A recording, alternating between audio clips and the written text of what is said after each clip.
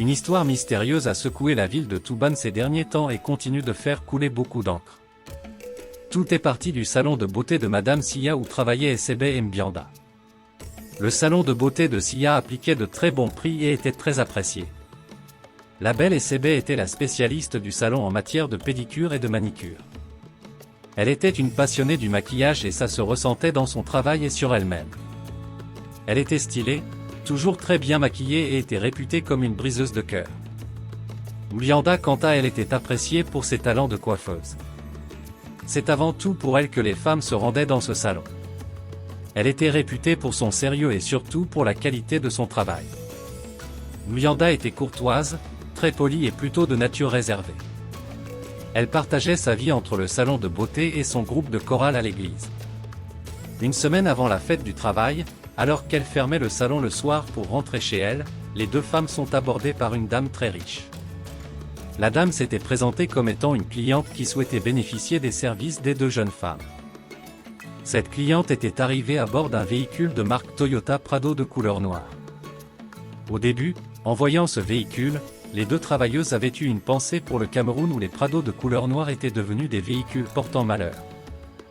Mbianda avait mentionné à la dame tout en s'excusant, que le salon était malheureusement fermé et l'avait supplié pour qu'elle accepte revenir le lendemain bénéficier de leurs services. La dame avait essayé d'insister en vain pour bénéficier de leurs services le même soir. Elle avait demandé aux deux travailleuses s'il ne leur était pas possible de lui offrir les services chez elle à domicile. Elle avait proposé d'offrir 200 000 à Mbianda et Essebe pour des heures supplémentaires à son domicile. Mbianda avait refusé rapidement en soulignant qu'elle ne pouvait pas prendre le contrat puisqu'il leur était interdit de travailler dans les domiciles des clients sans l'accord de leur patronne. Essebe était en colère de voir Mbianda gâter un si gros business. 200 000 était leur salaire du mois. Gagner 200 000 en un soir était une chance à ne pas perdre. En plus, la patronne ne pouvait pas être au courant. La cliente, découragée de voir que Mbianda était catégorique avec le refus, dut se résigner à retourner dans sa voiture. Dès qu'elle démarra pour s'en aller, Essebe se précipita à traiter Mbianda de tous les noms d'oiseaux. Pour elle, Mbianda était très idiote et il était maintenant clair qu'elle allait demeurer toute sa vie, une employée pauvre et sous-payée. Les arguments de Essebe étaient tellement intenses que Mbianda commença à se demander si elle n'avait justement pas commis une erreur en refusant l'offre de la cliente. C'est sur ces réflexions que les deux femmes se séparèrent et retournèrent chacune chez elles. 2 jours plus tard, la Toyota Prado noire était de nouveau garée devant le salon pendant la fermeture.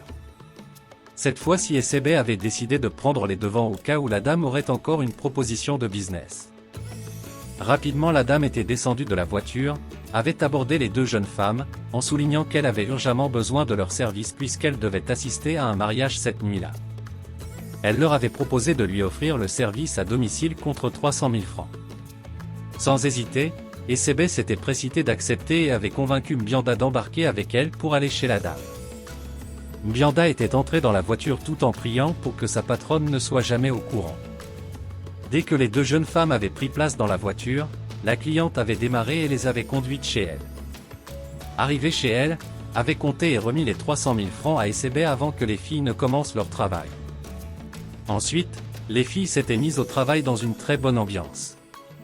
Alors que Mbianda s'occupait des tresses, Essebe était concentré sur les ongles.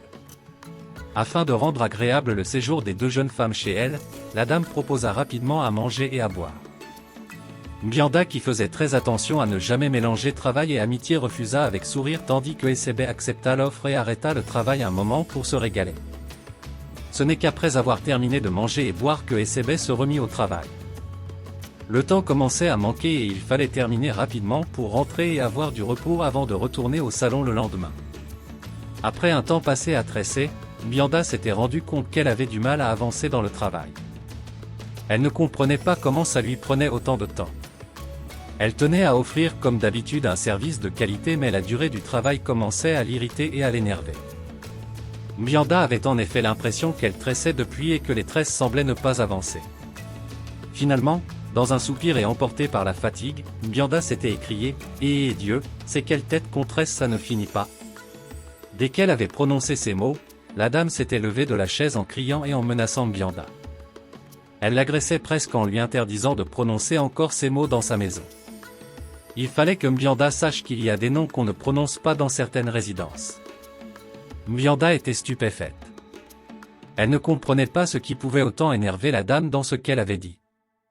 Lorsque Mbianda entendit la dame menacer de ne plus les laisser retourner chez elle si elle s'entêtait à prononcer ce nom, Mbianda paniqua mais ne put s'empêcher de s'exclamer comme à son habitude en disant « D'où Jésus ?»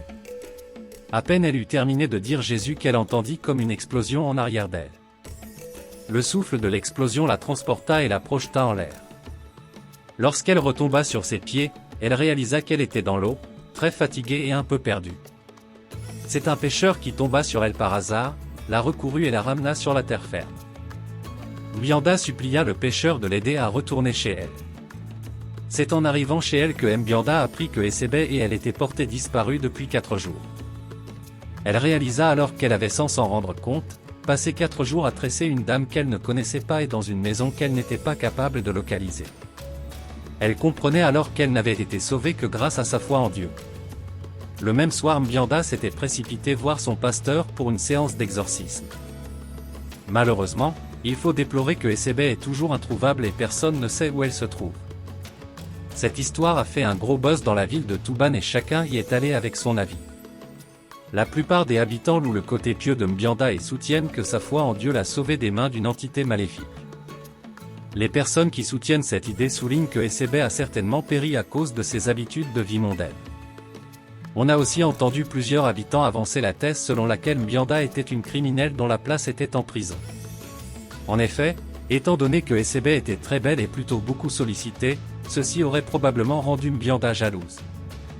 Celle-ci aurait donc planifié et assassiné sa collègue pour ensuite monter de toutes pièces cette histoire mystique. Les personnes les plus âgées cependant ont dès le début souligné que si Essebé et Mbianda sont allées travailler pour 300 000 dans le dos de leur patronne, ceci signifie qu'elles avaient l'habitude de la faire des coups dans le dos de leur boss. Les personnes partageant ces idées sont d'avis que l'aventure vécue par Mbianda et Essebé a certainement été une vengeance de la patronne qui, fatiguée de se faire voler, aurait décidé d'agir en faisant recours à de puissants marabouts capables de punir de façon sévère les employés déloyaux. Pourquoi sommes-nous toujours attirés par le gain rapide ? Pourquoi les employés ont-ils toujours tendance à détourner les clients de leur patron vers leur propre compte ? Que t'inspire cette histoire ? Penses-tu que Essebé serait encore vivante ? Est-ce que les 2 travailleuses ont commis une faute grave ? Des différents avis de la population, laquelle te paraît la plus plausible ? Merci de nous laisser tes commentaires. Abonne-toi si ce n'est encore le cas et surtout like et partage.